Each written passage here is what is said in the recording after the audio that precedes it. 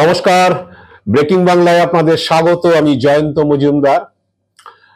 বড় কোনো অঘটন না ঘটলে আগামী 21শে জুলাই তৃণমূলের যে শহীদ দিবসের সমাবেশ, সেই সমাবেশের মঞ্চে একসঙ্গে দেখা যেতে পারে প্রাক্তন মেয়র কলকাতার শোভন চট্টোপাধ্যায় এবং তার বান্ধবী বৈশাখী বন্দ্যোপাধ্যায়কে। তো তৃণমূল সূত্রে যেটা খবর, যে তৃণমূলের সর্বোচ্চ নেতৃত্বের সঙ্গেই শোভনকে দলে ফেরানোর ব্যাপারে সিদ্ধান্ত হয়েছে এবং শোভনের আগ্রহে বৈশাখীকেও দলে নেওয়ার ব্যাপারে সিদ্ধান্ত হয়েছে, প্রায় চূড়ান্ত। দলনেত্রী মমতা বন্দ্যোপাধ্যায়ের নির্দেশেই জুনের মাঝামাঝি শোভনদের সঙ্গে সেই বৈঠক হয় এবং যেটুকু জানা যাচ্ছে যে দক্ষিণ কলকাতার এক শীর্ষ নেতা এবং বেহালার দুই নেতা শোভনের সঙ্গে সেই বৈঠকে বসেছিলেন এবং সেখানে যেটা সিদ্ধান্ত, দলনেত্রীর সিদ্ধান্ত এবং শোভনের সঙ্গে দলে ফেরানোর বিষয়ে আলোচনা হয়। তারপরে তৃণমূলের অন্দরে চর্চা শুরু হয়েছে যে শোভন সত্যি সত্যি দলে ফিরছেন কিনা। তৃণমূল সূত্রে খবর, যদি সত্যি অঘটন না ঘটে থাকে তাহলে শোভন এবং বৈশাখী দলে যোগদান করছেন এবং দীর্ঘদিন বিজেপির সঙ্গে দূরত্ব বজায় রাখার পরে তারা দলে যোগদান করছেন এবং শোভনকে দলের সাংগঠনিক এবং প্রশাসনিক পদ দেওয়া হতে পারে। একইভাবে বৈশাখী বন্দ্যোপাধ্যায়কেও শোভনের ইচ্ছাতেই তিনি দলে যোগ দেবেন এবং তাকেও কোনো নির্বাচনী রাজনীতিতে নামানো হতে পারে, এইরকমই আভাস ইঙ্গিত তৃণমূল সূত্রে পাওয়া যাচ্ছে। কারণ আপনারা জানেন যে 2018 সালে মমতার নির্দেশে শোভন মেয়র পদ এবং মন্ত্রিত্বের পদ থেকে পদত্যাগ করেন এবং তারপর তারা বিজেপিতে যোগদান করেছিলেন দিল্লিতে গিয়ে। কিন্তু 21 সালে নির্বাচনের বিধানসভা ভোটের আগে শোভনের সঙ্গে বিজেপির দূরত্ব তৈরি হয়, কারণ বিজেপি সূত্রে যেটুকু খবর ছিল যে তারা শোভনকে শুধুমাত্র বিধানসভায় প্রার্থী করতে চেয়েছিল, কিন্তু শোভনের আপত্তি ছিল তাতে। তিনি বৈশাখীকেও প্রার্থী করতে চেয়েছিলেন, কিন্তু সেক্ষেত্রে বিজেপির নেতৃত্বের আপত্তি ছিল তাকে প্রার্থী করার ব্যাপারে। শেষ পর্যন্ত দুজনের কেউই নির্বাচনে লড়েননি, কিন্তু পরবর্তীকালে আস্তে আস্তে শোভন বিজেপির সঙ্গে সঙ্গ ত্যাগ করেন এবং নিজেদের আলাদা করে তারা রাখেন এবং কোনো রাজনীতির সঙ্গে তারা যুক্ত ছিলেন না। তো এমতো অবস্থায় শোভনকে আবার দলে ফেরানোর ব্যাপারে, যদিও মাঝে শোভন বৈশাখী দু একবার কালীঘাটে যাতায়াত গিয়েছিলেন নেত্রীর সঙ্গে, দলনেত্রীর সঙ্গে তারা দেখাও করেছিলেন, তখন থেকে আস্তে আস্তে তাদের যোগাযোগটা আরো বাড়ে এবং নবান্ন একবার তারা গিয়েছিলেন এবং ভাইফোঁটাতেও শোভনকে দলনেত্রী ডেকেছিলেন। তো সে সময় শোভন বৈশাখী অবশ্য বলেছিলেন যে মমতা বন্দ্যোপাধ্যায় বরাবর শোভন চট্টোপাধ্যায়কে ভাইফোঁটা দিতেন, সেই কারণে তিনি ভাইফোঁটাতে তাকে ডেকেছেন। এখানে দলে যোগদান বা রাজনীতির কোনো বিষয় নেই, কিন্তু পরবর্তীকালে জানা যাচ্ছে যে আস্তে আস্তে কালীঘাটের সঙ্গে শোভনের যোগাযোগ সুদৃঢ় হয় এবং মমতা বন্দ্যোপাধ্যায়ের সঙ্গে আরো ঘনিষ্ঠতা বাড়ে এবং শোভন যেহেতু নিজেকে অন্য কোনো রাজনৈতিক দলের সঙ্গে জড়াননি, তারা দুজনে আলাদাই ছিলেন। তো সেক্ষেত্রে এবং লোকসভা ভোটের পরে তাকে দলের ফেরানোর ব্যাপারে দলনেত্রীর নির্দেশেই আবার সেই প্রসেস শুরু হয়েছে। কারণ অনেকে মনে করছেন যে কলকাতায় শহরে তৃণমূলের ফল খারাপ হওয়া এবং সেক্ষেত্রে পুরো পরিষেবার ক্ষেত্রে মমতা বন্দ্যোপাধ্যায়ের একটা অসন্তোষ রয়ে গিয়েছে। কারণ তিনি মনে করেছেন যে কলকাতাতে এবারের যে ভোট হয়েছে সেই ভোটে তৃণমূল আশানুরূপ ফল করতে পারেনি এবং সেক্ষেত্রে পুরো পরিষেবার বিষয়ে ঘাটতি রয়েছে। ঘাটতি থাকার জন্য হয়তো মানুষ তৃণমূলকে ভোট দেয়নি, সেইভাবে সমর্থন করেনি। কারণ তৃণমূল সূত্রে খবর যে কলকাতা পুরো পরিষেবা নিয়ে, বিশেষ করে নিকাশি মানে শহরের যে জল নিষ্কাশন ব্যবস্থা, সেই ব্যবস্থা নিয়ে মানুষের ক্ষোভ রয়েছে। একই সঙ্গে জঞ্জাল সরানো নিয়ে ক্ষোভ রয়েছে এবং জল সরবরাহ, যে পানীয় জল সরবরাহ, সেই নিয়ে ক্ষোভ রয়েছে। তো এইসব কারণে যে পুরো পরিষেবাতে কিছু বিঘ্ন ঘটা, তবে জন্য মানুষ অনেকটাই দলের থেকে দূরে চলে গেছে এবং ভোটে তার একটা প্রভাব পড়েছে। যদিও আবার কেউ কেউ এই তত্ত্ব মানেন না তৃণমূলেরই, তারা মনে করছেন যে লোকসভা ভোট একটা অন্য যে আঙ্গিকে হয়। লোকসভা ভোটে জাতীয় ইস্যু থাকে, কেন্দ্রের সরকার কে গড়বে সেসব ইস্যু থাকে, প্লাস এখানে বিজেপি যে তৃণমূলের বিরুদ্ধে দুর্নীতির অভিযোগ করেছিল, সেই অভিযোগ শহরের মানুষ অনেকটাই গ্রহণ করেছে বা শহরের তার এফেক্ট পড়েছে। তৃণমূলের বিরুদ্ধে দুর্নীতির অভিযোগ কেন্দ্রে একক দলের সরকারের একটা ব্যাপার ছিল, কারণ অনেকেই শহরের মানুষ, যারা বয়স্ক মানুষ, তারা জোট সরকারের ব্যাপারে তাদের এখনো একটা অ্যালার্জি রয়েছে। সে কারণে প্লাস হচ্ছে অনেকে মনে করছেন যে তৃণমূলের স্থানীয় স্তরে দুর্নীতি তোলাবাজি সেটা একটা কারণ, সে কারণে ভোটের ফল খারাপ হয়েছে। শুধুমাত্র পুরো পরিষেবার জন্য ফল খারাপ হয়েছে এটা আবার অনেকে মানতে চান না। কিন্তু ঘটনা প্রবাহ বা ঘটনাক্রম যেদিকে এগিয়েছে, লোকসভা ভোটের পরে লোকসভা ভোটের ফল খারাপ হওয়া এবং তারপরে দলনেত্রী যেটা চেয়েছেন, তিনি হয়তো চাইছেন যে পুরো পরিষেবার ক্ষেত্রে কিছু পরিবর্তন আনা। সেক্ষেত্রে তৃণমূল অন্দরে জল্পনা শুরু হয়েছে যে হয়তো শোভন চট্টোপাধ্যায়কে ফের মেয়র করা হতে পারে। কারণ দুটি কারণ, একটা হচ্ছে যে পুরো পরিষেবাকে আবার ভালো অবস্থায় ফিরিয়ে নিয়ে আসা, এবং পাশাপাশি পুরসভার আয় বৃদ্ধির জন্য অনেকটা চেষ্টা করছেন তৃণমূল নেত্রী, যাতে পুরসভার আয় বৃদ্ধি হয়, পুরসভা নিজের পায়ে দাঁড়াতে পারে। সেক্ষেত্রে শোভন চট্টোপাধ্যায়ের এর আগে তিনি দীর্ঘদিন হচ্ছে পুর পরিষেবা বা কর্পোরেশনের সঙ্গে যুক্ত। 85 সাল থেকে শোভন কাউন্সিলর, এবং তারপরে 2018 সাল পর্যন্ত তিনি 2 দফার মেয়র হয়েছেন, একাধিকবার তিনি এমআইসি হয়েছেন, এবং টানা 85 সাল থেকে তিনি কাউন্সিলর ছিলেন, বড় চেয়ারম্যান ছিলেন। বর্তমানে তৃণমূলের যারা কলকাতা পুরসভা রাজনীতির সঙ্গে জড়িত, তাদের মধ্যে সবচেয়ে বেশি দীর্ঘদিনের অভিজ্ঞতা শোভনের রয়েছে। মুখ্যমন্ত্রী হয়তো সেই শোভনের সেই অভিজ্ঞতাকে কাজে লাগাতে চান, সেই কারণে হয়তো তাকে দলে ফেরাচ্ছেন, এরকম একটা জল্পনা দলের মধ্যে শুরু হয়েছে যে শোভনকে এখন আনলো, পরবর্তীকালে হয়তো 2-4-6 মাস বাদে হয়তো ববি হাকিমের জায়গায় তাকে মেয়র পদে বসানো হতে পারে, এরকম একটা জল্পনা শুরু হয়েছে। একইভাবে বৈশাখীকেও 2026 সালের বিধানসভা ভোটের আগেই হয়তো কোনো আসন থেকে উপনির্বাচনে জয়ী করে আনা হতে পারে।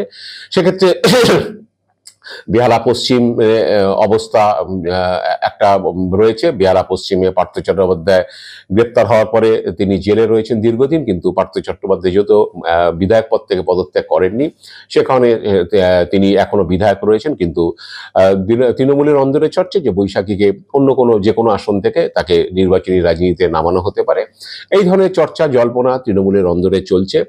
এবং ববি হাকিমকে নিয়ে যে প্রশ্নটা উঠেছে, দলের অন্দরেই চর্চা শুরু হয়েছে যে ববি হাকিমের মেয়র পদ এবং মন্ত্রিত্ব পদ দুটো নিয়ে দলেরই মধ্যে শীর্ষস্তরের নেতৃত্বের অনেকের আপত্তি রয়েছেন।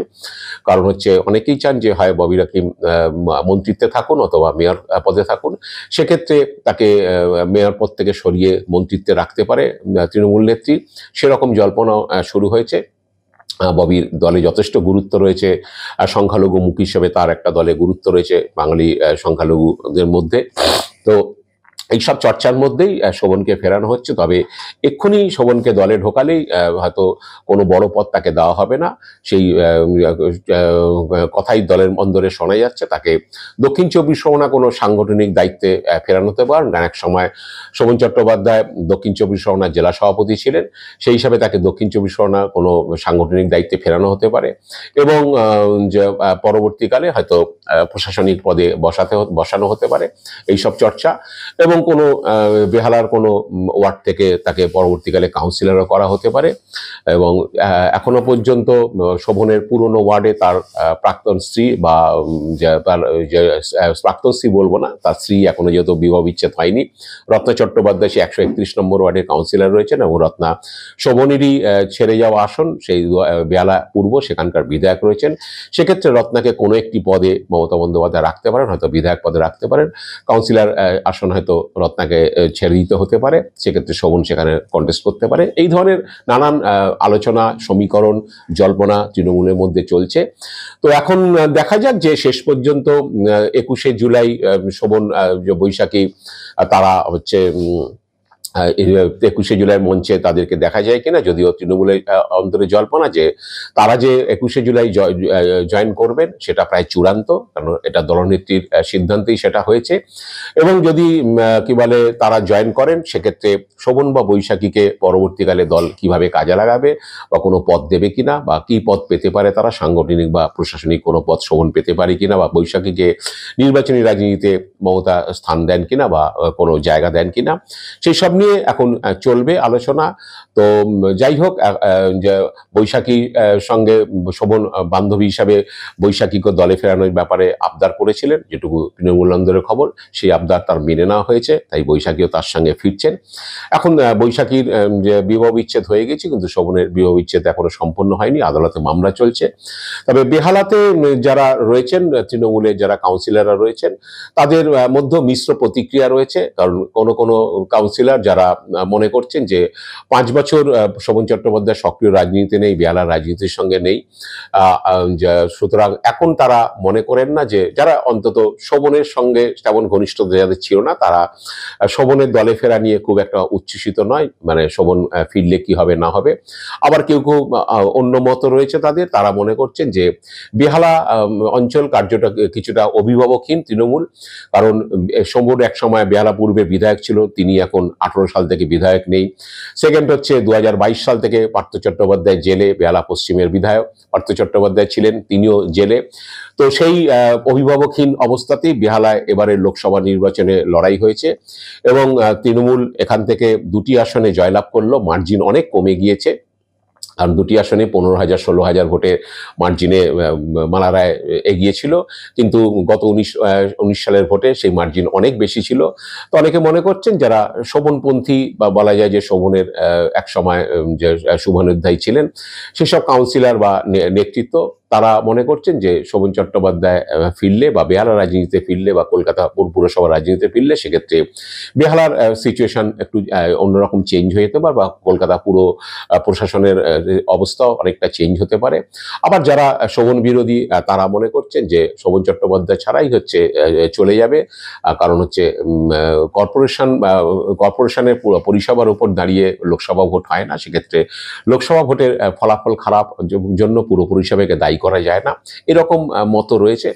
এখন যদিও কেউই জোর গলায় বিরোধিতা করা বা সমর্থন করা, সেটা কেউই বেহালাতে এই মোমেন্টে তারা করছেন না, অবশ্য করার অবস্থাও নেই। কারণ তারা একটা জিনিস মনে করছেন যে শোভন চট্টোপাধ্যায় বা বৈশাখী যদি দলে ফেরেন, বা শেষ পর্যন্ত আমি বলছি যে 21শে জুলাই মঞ্চে তাদের দেখা যায়, এবং তারা পরবর্তীকালে কোনো প্রশাসনিক বা সাংগঠনিক পদ পান, সেটা দলনেত্রীর ইচ্ছাতেই হবে। কারণ হচ্ছে দলনেত্রীর সঙ্গে শোভন চট্টোপাধ্যায়ের দীর্ঘদিনের ঘনিষ্ঠতা, এবং সেই দলনেত্রী যদি চান, তাকে যদি দলে ফেরাতে চান, সেক্ষেত্রে কারো কোনো আপত্তি ওজোর টিকবে না, এটা সকলেই জানেন।